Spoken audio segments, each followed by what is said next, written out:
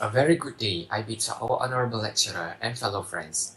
Today, I would like to deliver my speech entitled Conflict of Interest, a Potential Bias in Organization.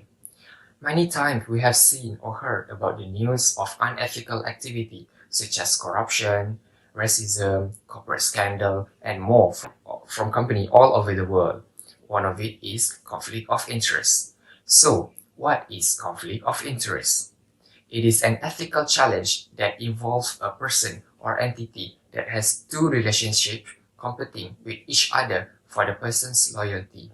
It is very problematic as the person have a loyalty to an employer and also loyalty to a family businesses. Conflict of interest can happen both personally and professionally. These competing interests make it hard to act on behalf of one interest without compromising the integrity of the others. In this case, I will argue and focusing about the potential conflict of interest in organization since we might know the consequences on both parties. So, we want to know what is the potential of conflict of interest, why it can be a potential bias, is it legal or a crime? All of these questions lead me to a case in industrial court in Azliah binti Samsi versus Petronas Management Training Sdn Bhd in March 2019. These were the facts. Azliah was charged to have introduced two suppliers to the Petronas Management Training Sdn Bhd for the purposes of supplying items for events organized by the company. The first one is Hatex Design and Trading, an entity owned by Azliah's son-in-law, and the second one is Eminent Rich Networks, an entity owned by Azliah's son. The company's code of conduct and business ethics policy expressly said that an employee and the member of the employee family member may not own any business which derive income or receive payment from contractual or other business arrangement with the company. In that event, she will be considered to be in a potential conflict of interest situation and will be under her duty to inform to the head of department or HR department in writing.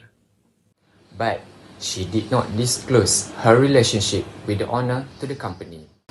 As a result, her employment was terminated and she claimed unfair dismissal as she said that she did not commit any crime to harm the company. The court found out that the company did not need to prove her malicious intent or misconduct that caused company financial loss. Even though her intention was not to make financial loss or ruin the company reputation, yet her behavior of introducing the owner without disclose to the company make it a potential bias in organization.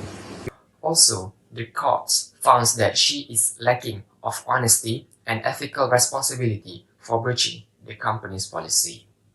The industrial court's decision make it clear that there is no requirement for the company to have suffered any financial or reputation loss. It is still considered a crime when the employee commit potential conflict of interest.